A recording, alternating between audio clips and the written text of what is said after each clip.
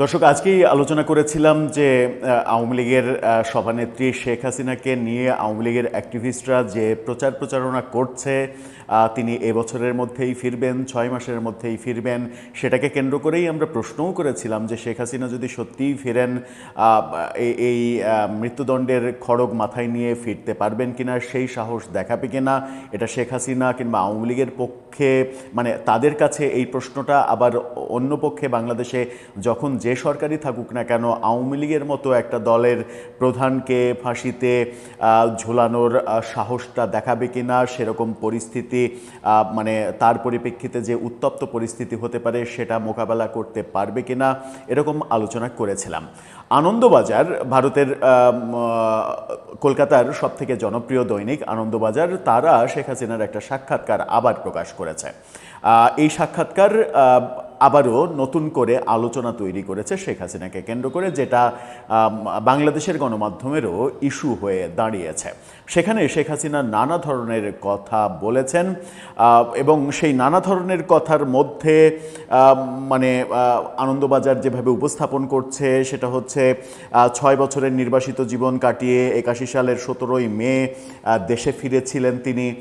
সেই দেশে ফেরার পরে 45 বছর পরে আবারও এরকম একটা মানে পরিস্থিতি তাকে মোকাবেলা করতে হচ্ছে, দেশে ফেরার চেষ্টা করতে হচ্ছে, এই ব্যাপারগুলো তুলে এনেছেন এবং সেখানে শেখ হাসিনা মানে বলার চেষ্টা করেছেন যে তিনি দেশে ফিরতে চান এবং মাথা উঁচু করেই ফিরতে চান। বাংলাদেশ সরকারের পক্ষ থেকে আবার আজকে ভিন্ন ভিন্ন কথা বলা হয়েছে শেখ হাসিনাকে নিয়ে। চলুন আনন্দবাজারে শেখ হাসিনা কি বললেন স্পেসিফিকলি সেটা বোঝার চেষ্টা করি। আমরা অন্য আরেকটা ভিডিওতে বাংলাদেশ সরকার শেখ হাসিনাকে নিয়ে এই মুহূর্তে কি ভাবছে, শেখ হাসিনা ন্যায় বিচার পাবেন কি না, কি বক্তব্য বর্তমান সরকারের, সেটা আলাদা আরেকটা ভিডিওতে আলোচনা করব। থাকবেন পলিটিক্স টিভির নিয়মিত আয়োজনে।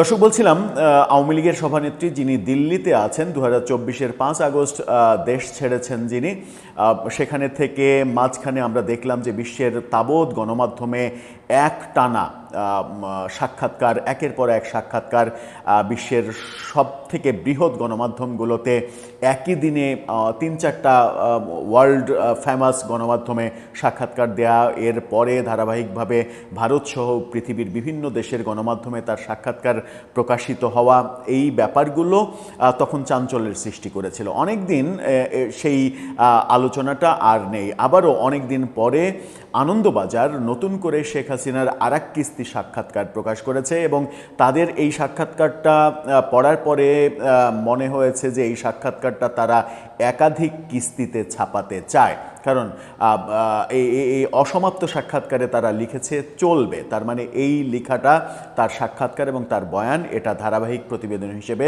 তারা প্রকাশ করতে চায়। আনন্দবাজারের শিরোনামটা দেখে নিন।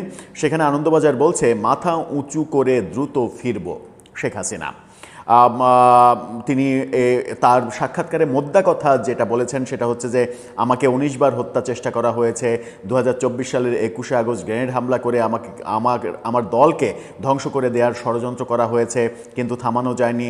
সৃষ্টিকর্তা যেহেতু বাঁচিয়ে রেখেছেন, আমি দ্রুতই বাংলাদেশের মাটিতে ফিরব, মাথা উঁচু করে দেশে গণতান্ত্রিক পরিবেশ ফেরানোর গর্ব নিয়েই ফিরব।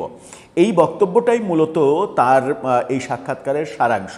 চলুন একটু বিস্তারিত যাই, তিনি আসলে কি বললেন এই আনন্দবাজারের সাক্ষাৎকারে।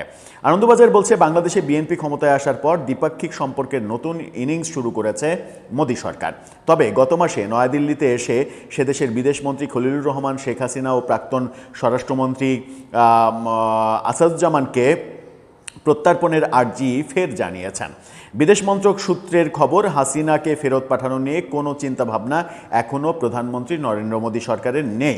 এই পরিস্থিতিতে তার নিজের এবং আওয়ামী লীগের অন্য নেতাদের দেশে ফেরা নিয়ে একান্ত সাক্ষাৎকারে মুখ খুলেছেন শেখ হাসিনা।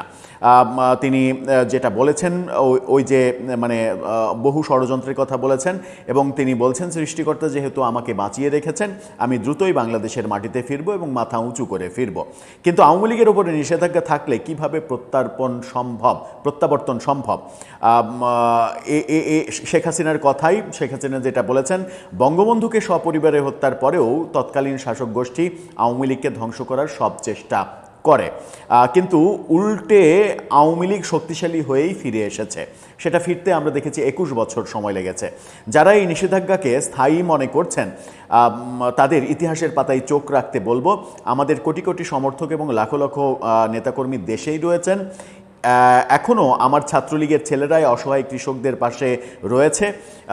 অসহায় কৃষকদের পাশে রয়েছে মানে বিভিন্ন অঞ্চলে আমরা দেখেছি ছাত্রলীগের মানে ছেলেরা বিভিন্ন ধান খেতে গিয়ে ধান কেটে দিচ্ছে, এরকম ছবি সামাজিক যোগাযোগ মাধ্যমে দিয়ে তারা তাদের মতো করে পিআর প্রমোশন করতে চেয়েছে। তারা ক্ষমতায় থাকতেও এই কাজগুলো করেছিল, যেগুলো আমরা দেখেছিলাম। তিনি বলছেন ইউনূসের নেতৃত্বাধীন অবৈধ অন্তর্বর্তী সরকার এবং সাজানো নির্বাচনের মাধ্যমে গঠিত বিএনপি সরকারের, মানে এই নির্বাচনটাকে তিনি সাজানো নির্বাচন বলছেন এবং বিএনপি সরকারের অপশাসন, ইউনূস এবং বিএনপি সরকারের অপশাসনের বিরুদ্ধে আমাদের নেতাকর্মীরা সরব। বিএনপি সরকার ক্ষমতা কেবল শুরু করলো, এখনই তিনি এই সরকারের শাসনকে অপশাসন বলছেন। এটা একটু অতিরিক্ত বলা হয়ে গেল কিনা? রাজনীতিতে অবশ্যই এই অতিরিক্ত কথাগুলো বেশিরভাগ সময়ে আমরা দেখি মানানসই হয়ে যায়। আমাদের ফিরে আসা অনিবার্য, শুধু কিছু সময়ের ব্যাপার। আরও সংগঠিত হয়ে শক্তিশালী হয়ে ফিরব। নীরবে তার প্রস্তুতি চলছে। তিনি বলছেন নীরবে তার প্রস্তুতি চলছে। কিন্তু এটা তো ঘটনা যে আওয়ামী লীগের বহু নেতাকর্মী এই মুহূর্তে দেশের বাইরে, কলকাতাতেও রয়েছেন। দলের অনেক প্রাক্তন সাংসদ, মন্ত্রী। হাসিনা বলছেন কেউ স্বেচ্ছায় দেশ ত্যাগ করেনি। ভয়াবহ পরিস্থিতিতে অনেকেই প্রাণ বাঁচাতে দেশ ত্যাগে বাধ্য হয়েছেন। 600-র বেশি নেতাকর্মীকে নির্মমভাবে হত্যা করা হয়েছে। তিনি বলছেন 1.5 লাখ নেতাকর্মীকে মিথ্যা মামলায় গ্রেপ্তার করা হয়েছে। কারাবন্দীদের ন্যূনতম আইনি অধিকার দেওয়া হচ্ছে না। এই অবস্থায় যারা বাইরে রয়েছেন তারা বিশ্বের বিভিন্ন মানবাধিকার সংগঠনে বাংলাদেশের প্রকৃত পরিস্থিতি তুলে ধরছেন, সামাজিক মাধ্যমে সক্রিয় রয়েছেন। দেশে ন্যূনতম গণতান্ত্রিক পরিবেশ ও আইনের শাসন তৈরি হলেই তারা ফিরবেন, অর্থাৎ তারা ফিরবেন, এটা বলছেন তিনি। শত প্রতিকূলতার মধ্যেও যারা দলীয় কর্মসূচি পালন করছেন, দল তাদের সর্বোচ্চ মূল্যায়ন করবে। যদিও আমরা আওয়ামী লীগের শাসন আমলে দলে মূল্যায়নের ক্ষেত্রে হাইব্রিড, রিফিউজি, মানে ব্যবসায়ী, অন্য দল থেকে নিয়ে এসে ভাই লীগ সমৃদ্ধ করা, এই ব্যাপারগুলো আওয়ামী লীগের রাজনীতিতে দেখেছি, যার কারণে আওয়ামী লীগের দল অনেক দুর্বল হয়ে পড়েছিল। ভারতের সঙ্গে সম্পর্কের মূল্যায়ন কিভাবে করছেন শেখ হাসিনা, এই ব্যাপারে তিনি বলছেন যে বিশেষ করে তার বিরুদ্ধে বিরোধীদের বরাবরই অভিযোগ ভারত তোষণের। হাসিনার কথায় আমাদের বিরোধী শক্তিরা সর্বদাই এই অভিযোগ করছে আওয়ামী লীগ নাকি ভারতের কাছে দেশ বিক্রি করে দিয়েছে, দেশবিরোধী চুক্তি করেছে। কিন্তু খেয়াল করে দেখুন, অন্তর্বর্তী সরকার অথবা বর্তমান বিএনপি সরকার এখনো পর্যন্ত একটিও দেশবিরোধী চুক্তি সামনে হাজির করতে পারেনি। এটা সত্য, ইউনূস সরকার শেখ হাসিনার কোনো চুক্তি সামনে আনতে পারেনি। তাদের মিথ্যাচার প্রমাণিত হচ্ছে। ক্ষমতায় এসেই আমরা গঙ্গা পানি চুক্তি করেছিলাম। 2014 সালে আন্তর্জাতিক সমুদ্রসীমা সংক্রান্ত বিরোধ নিষ্পত্তির মাধ্যমে ভারতের থেকে 20,000 বর্গ কিলোমিটার সমুদ্রসীমা বাংলাদেশের মানচিত্রে যোগ করেছিলাম। 2015 সালে স্থল সীমান্ত চুক্তির মাধ্যমে ছিটমহল সমস্যার স্থায়ী সমাধান করা হয়েছে।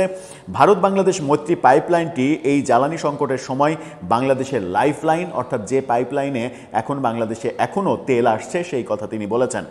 এর মধ্যে কোনটা অন্য দেশের দাবিদারি বিএনপি বলুক, এটা ঘটনা যে বিদেশ নীতির ক্ষেত্রে আওয়ামী লীগ দেশের জনগণের স্বার্থকেই অগ্রাধিকার দিয়ে এসেছে, এরকম বক্তব্য তিনি দিয়েছেন। এই বক্তব্য যখন আনন্দবাজারে প্রকাশিত হচ্ছে এবং আনন্দবাজার বলছে যে এটা চলবে, তার মানে এই প্রতিবেদন তারা ধারাবাহিকভাবে ছাপাবে। পরবর্তী কিস্তি আবার কবে প্রকাশিত হবে আমরা জানি না, তবে এটা বাংলাদেশের গণমাধ্যমেও ব্যাপক সাড়া ফেলেছে। আনন্দবাজারের উদ্ধৃতি দিয়ে বিভিন্ন গণমাধ্যম নিউজ করা শুরু করেছে। তেমনই একটা মানবজমিন খুবই গুরুত্ব দিয়ে তারা আজকের মানে আমি যখন বিকেলেও মানবজমিন ভিজিট করি তখন আমি দেখেছি যে মানবজমিনের লিড নিউজ এটা। মানবজমিনের এই ফটোকার্ডটা দেখে নিন, শেখ হাসিনার ছবি, আনন্দবাজারের রিপোর্ট, এই সব ছবি দিয়ে তারা এই ফটোকার্ডটা তৈরি করেছে। সেখানে বলছে আওয়ামী লীগের ওপর নিষেধাজ্ঞা থাকলে কিভাবে প্রত্যাবর্তন সম্ভব আনন্দবাজারকে শেখ হাসিনা। সেখানে শেখ হাসিনার যে বক্তব্য, বঙ্গবন্ধুকে সপরিবারে হত্যার পরে কি হয়েছিল, আওয়ামী লীগ ফিরে এসেছে, আবারও আওয়ামী লীগ ফিরবে, এই বক্তব্যকে সেখানে লিখে ফটোকার্ড তৈরি করা হয়েছে। তার মানে আনন্দবাজারে দেয়া সাক্ষাৎকার এবং শেখ হাসিনার বক্তব্য যে তিনি মাথা উঁচু করে ফিরবেন, সেটা অনেকের কাছেই মানে মাথা ব্যথার কারণ হতে পারে। এখন প্রশ্ন হচ্ছে, শেখ হাসিনা যেটা আনন্দবাজারকে বলছেন সেই বাস্তবতা কি বাংলাদেশে এই মুহূর্তে আছে, কিংবা তৈরি হয়েছে, কিংবা তৈরি হওয়ার কোনো প্রেক্ষাপট আমরা দেখতে পাচ্ছি আদৌ আশেপাশে? দর্শক, আপনার কাছে কি মনে হয়? আপনার মতামত জানিয়ে লিখতে পারেন আমাদের কমেন্ট বক্সে।